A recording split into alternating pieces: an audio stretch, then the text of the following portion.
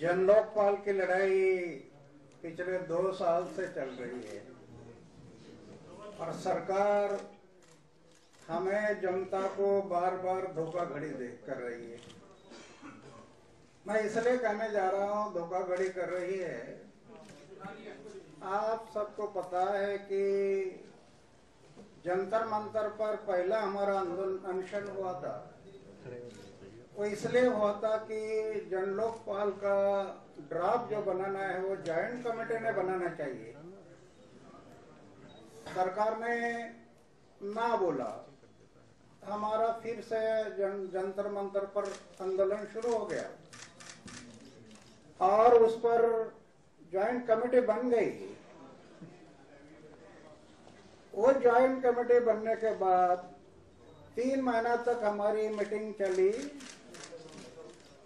आगे क्या हुआ अभी तक पता नहीं चला। मैं प्राइम मिनिस्टर को इसमें के बारे में लेटर लिखा कि भाई वो जॉइंट कमेटी का क्या हुआ। धोखाधड़ी इसलिए मैं बोल रहा हूं कि बार बार धोखाधड़ी जैसे सरकार ने ये राजपत्र निकाला था और राजपत्र निकालकर ये कमेटी बनाई थी।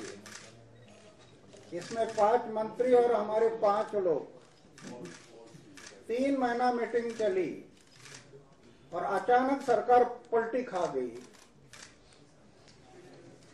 उस पर कोई अमल नहीं हुआ। अपना खुद का एक ड्राफ्ट बना दिया और उसी पर चर्चा करते रहे। हमें कहा कि कैबिनेट के सामने जाएंगे। कैबिनेट के सामने हमारा ड्राफ्ट नहीं रखा। स्टैंडिंग कमेटी में हम लेकर जाएंगे, स्टैंडिंग कमेटी में नहीं रखा। संसद में लेकर जाएंगे बोले, जाने के लिए तैयार नहीं। फिर 16 अगस्त रामलीला मैदान में अनशन हुआ और उस अनशन में प्राइम मिनिस्टर मुझे लिखित एक आश्वासन दिया कि आपके खास तौर पर ये 3 मुद्दे जो है क्लास 1, 2, 3, 4 सब ऑफिसर हम जन लोकपाल के अंडर लाएंगे। लोक आयुक्त हम बनाने के लिए तैयार है। राज्यों में लोक आयुक्त और जनता की सनत, ये 3 मुद्दे मुझे लिखकर दिया पंत प्रधान ने। इतना ही नहीं, संसद में रेजुलेशन पास हुआ। रेजुलेशन पास होने के बाद सर्वसम्मति से पास हो गया और मुझे लिखकर देने के बाद भी आज करीब 1.5 साल होने आया है, उस पर कोई निर्णय नहीं हुआ। अभी आज जो उन्होंने कैबिनेट में डिसीजन लिया है कि जन लोक आयुक्त हर राज्यों ने बनाना। अरे राज्यों ने बनाया तो हमें लिखित क्यों दिया पंत प्रधान जी ने कि हम हर राज्य में लोक आयुक्त बनाने के लिए तैयार है। लोग ऐसा मुझे लिखकर दिया और आज बोलते कि हर राज्यों ने अलग से बनाना। दूसरा, ये भी मुझे बताया गया कि क्लास 1, 2, 3, 4 सब अफसर क्यों। मैं इसलिए झगड़ रहा हूं कि आज देश में सबसे ज्यादा तकलीफ होता है गरीब लोगों को। गरीब लोग किसी दफ्तर में जाते हैं तो पैसे दिए बिना उनका काम नहीं होता। 4-4, 6-6, 8-8 चक्कर लगाते हैं। पैसे लिए बिना उनके काम नहीं होते। इसलिए हमारा ये कहना था कि गरीब लोगों को न्याय मिले ये करप्शन के लिए। इसलिए क्लास 1, 2, 3, 4 ये चारों ऑफिसर इसमें लाओ। शुरू में हमें बताया गया क्लास 1, क्लास 2 लाते हैं, तो हम उनको बताया कि क्लास 1, क्लास 2 ये तो ऊपर का भ्रष्टाचार है। गरीबों के लिए सोचो ना।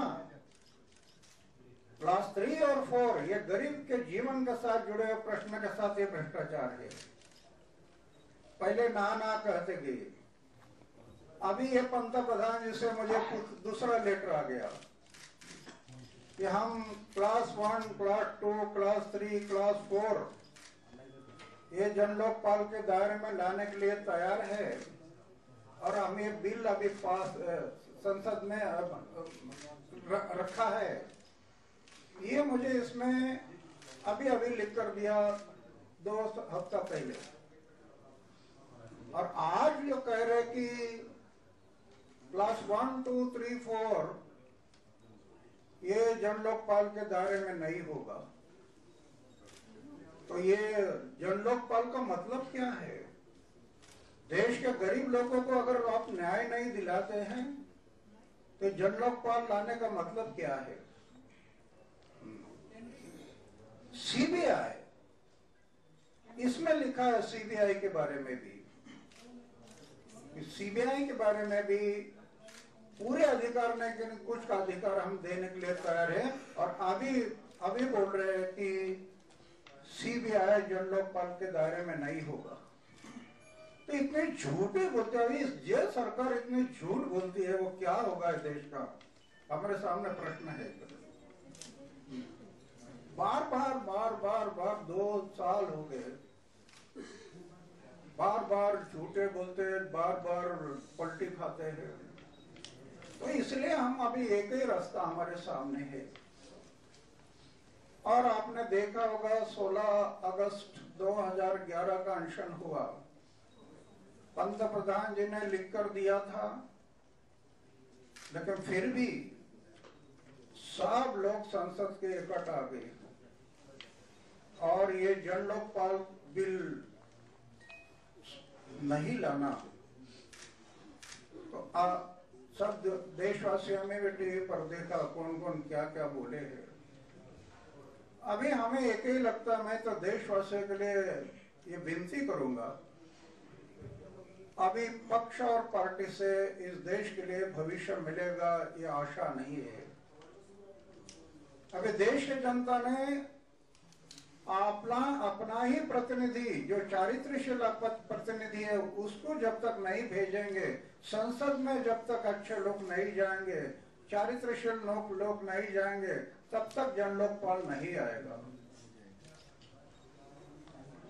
तब तक ये बुराइयों को ब्रेक नहीं लगेगा, ऐसा हमें लगने लगा। इसलिए मैं अभी कल बिहार से शुरू किया है टूर को, और अब 1.5 साल में घूमते रहूंगा, लोगों को जगाऊंगा कि ये मेरे पास प्रूफ है।